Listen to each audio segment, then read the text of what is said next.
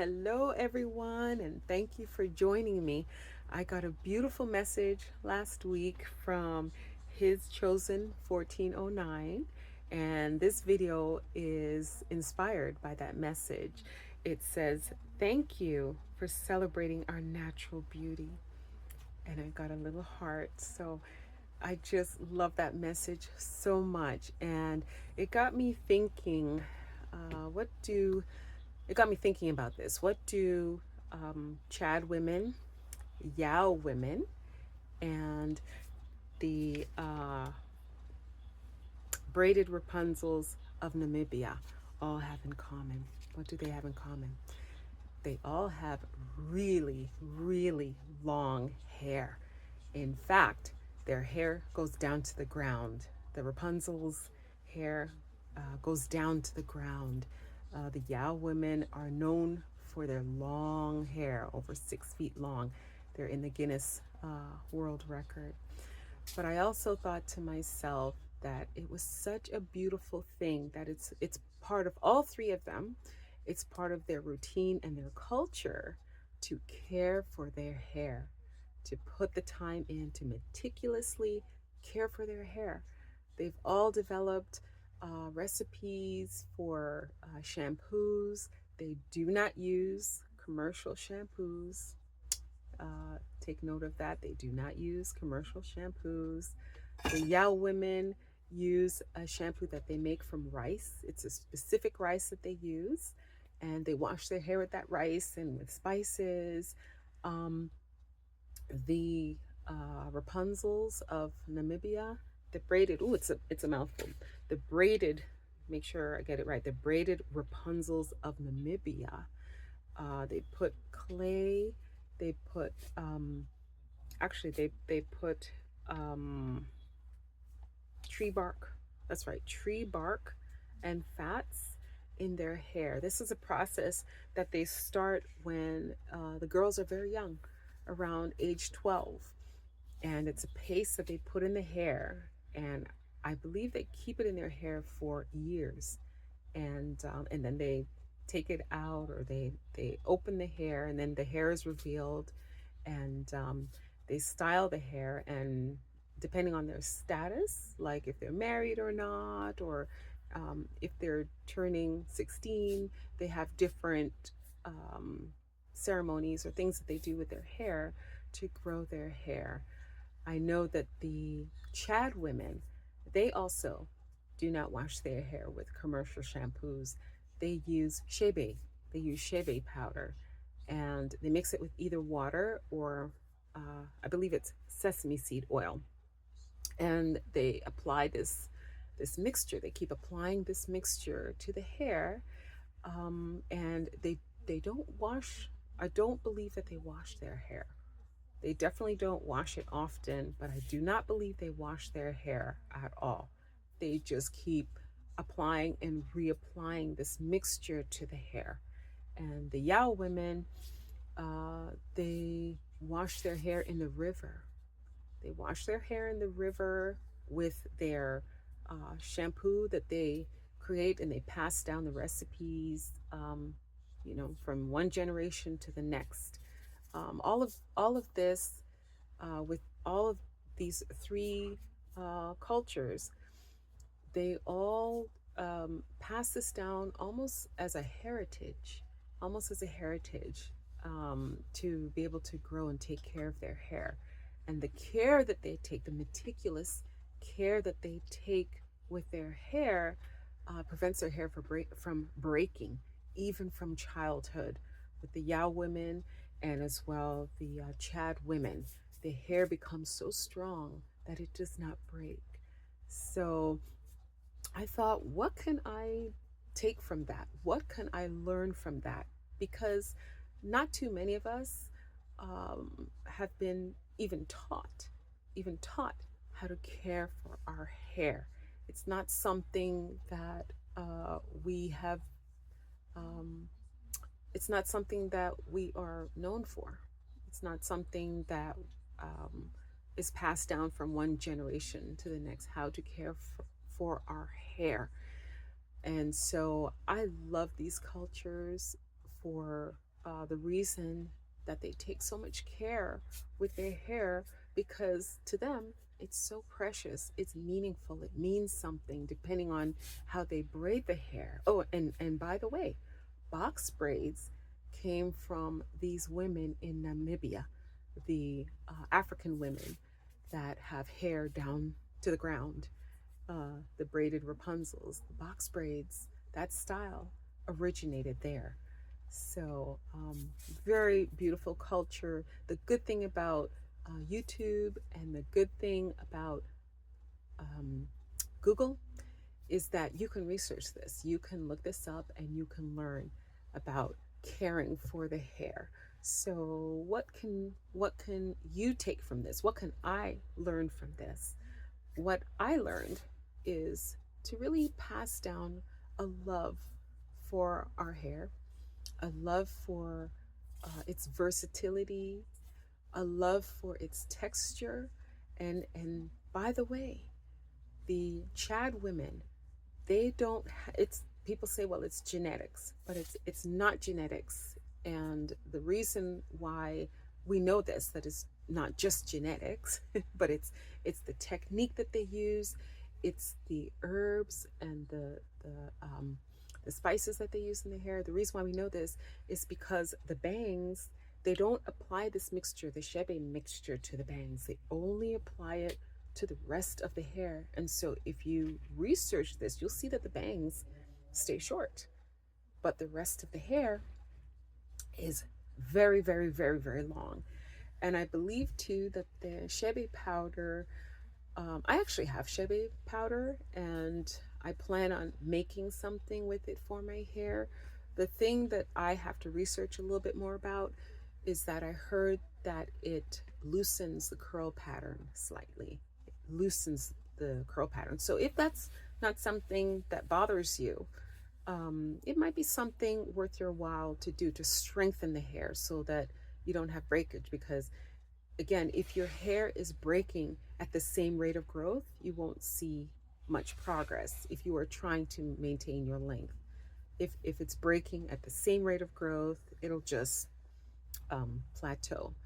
But the key, it seems, in terms of growing your hair, the key that these all of these cultures have in common is that the hair is super, super, super strong, so it does not break. Now I know that the Yao women, their hair, the actual structure of the hair is different than African hair.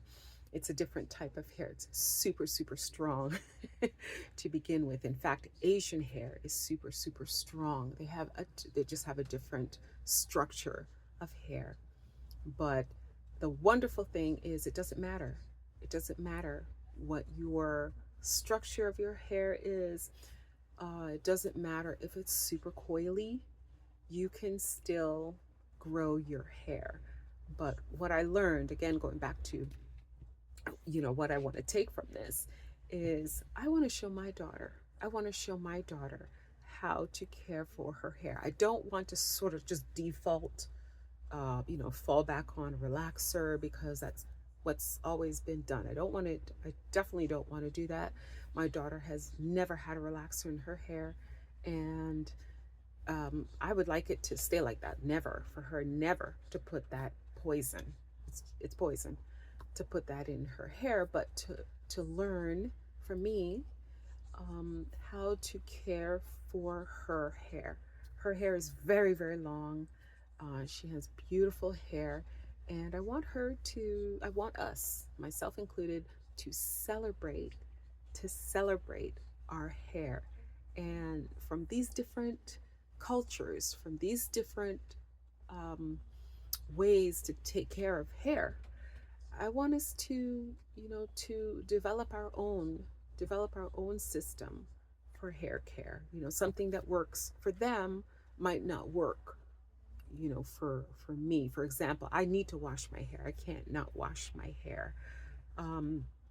So yeah, so I would be washing my hair, but I wash my hair in the braids. I don't unbraid my hair. Usually I don't unbraid my hair to wash my hair. And I believe that that helps with the integrity of my hair. I believe that that helps to have my hair already stretched while it's washed and stretched when it's finished. So there's less breakage, and I'm able to manage my hair without having to really struggle to comb through tangles. All of that kind of helps me, helps my daughter, for us to maintain length of our hair. So that's what I was so inspired by that comment. I was so appreciative of that comment because, again, we were never really taught how to love our hair.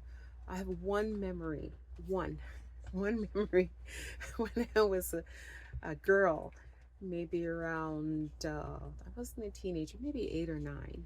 And my paternal grandmother was visiting, and she twisted my hair.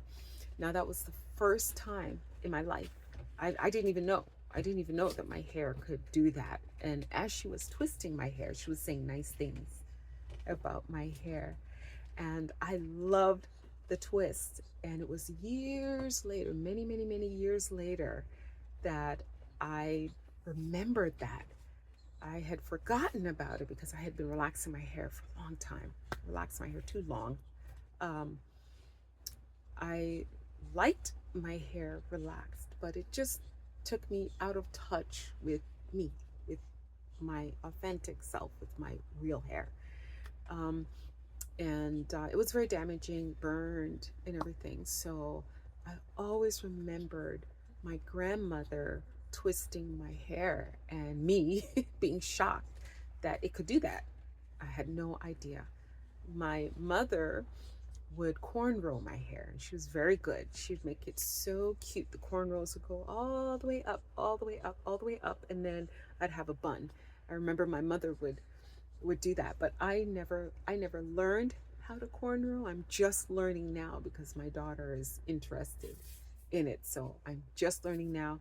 I am so impressed with women and even girls that can cornrow not just someone else's hair, but cornrow their own hair. I am so impressed with that because, like I said, I'm still learning how to do that. I never learned that, but I do know how to braid, and I do know how to twist, and that's how I've been wearing my hair for the past 20 odd years. And I refuse to go back to the relaxer. People say never, but I'm pretty sure I'm never going to do that again, especially since now we know how dangerous it is. And that's a whole other video, but why would something as dangerous as that even be on the market?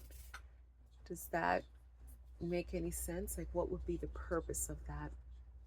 And I had to really come to grips and come to terms with that I was putting something not just in my hair, but on my scalp. What's under your scalp? Your brain. Brain is under your scalp. I was putting something on my scalp, and it went directly into my blood stream, and it was toxic.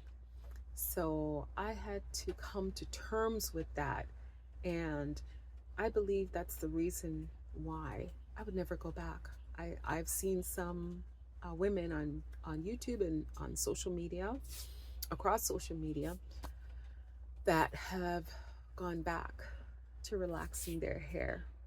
But for me, every time I even thought about it, I never got the feeling that I wanted to go back to that. Because to me, personally, I'm just speaking for myself, personally, that's a step backwards for me. That's a negative thing for me to do, to knowingly poison myself. So just the fact that that was on the market, and it was marketed even to young people with the little kitty relaxers that they claimed um, was less harsh. That turned out to be a lie. And also the people, the women, the children on the packaging with the beautiful hair, they weren't even using it. So it was a campaign of lies. We know that now. So me personally, I could never go back. I could never go back to that. I just made it my mission almost to be able to learn how to manage my hair. It has been a real education, but I would encourage you to do the same thing. And especially if you have children, not just daughters, but sons too, so they can see what natural beauty looks like. Okay? They can see what natural beauty looks like. And it starts with us appreciating what we have on our heads, which is our beauty. It's part of our beauty, and it's something that should be celebrated, like what the commenter said. It should be celebrated, and we should learn, we should develop. I don't want to say ritual, but we should definitely develop some sort of hair routine. We should put in the work to find out, what can I use to wash my hair? How can I clean my hair without using chemical products, without using chemical shampoos? Um, what can I clean my hair with? Because with all of the research that I've been doing over these past 2 decades, um, I've learned that natural's always best. Natural's always best. Yay for natural. It is always best. There's always something that we can use that either it has natural soap in it, or it's a disinfectant, it's antifungal, antimicrobial. There's always something in nature that we can use to clean our hair and care for our hair and care for our scalp. That's what I have learned over 2 decades of doing a lot of research. And I think it's beautiful. I think it's wonderful. And I would encourage you to, if you want to really care for your hair, to look into that, to see what can you use, what works for your hair. What works for me may not work for you, um, but just keep learning, and keep researching, and keep trying. Keep trying. Um, One more thing that I wanted to say before I go is that all of these cultures have in common too is that they don't eat junk. That's another thing. They do not eat junk. They eat real foods with real nutrition, as they take care of their hair. So it's like the two work together, the two go together, so that they can grow their hair. And again, I'm so impressed with these cultures. I'm just so impressed. They figured out a way to use what they have available to them, to use roots, bark, leaves, herbs, foods, to care for their hair. So I hope that this video inspired you. I appreciate you for staying here with me to the end. Please comment below. Let me know what you know, what you would like to do with your hair. What have you discovered you could wash your hair with, or how have you discovered that you could care for your hair? What works for your hair? I would love to hear your comments, because we can help each other. We can help each other in terms of what we can use for our hair. So thank you so much for staying with me, and I will see you on the next video. Bye.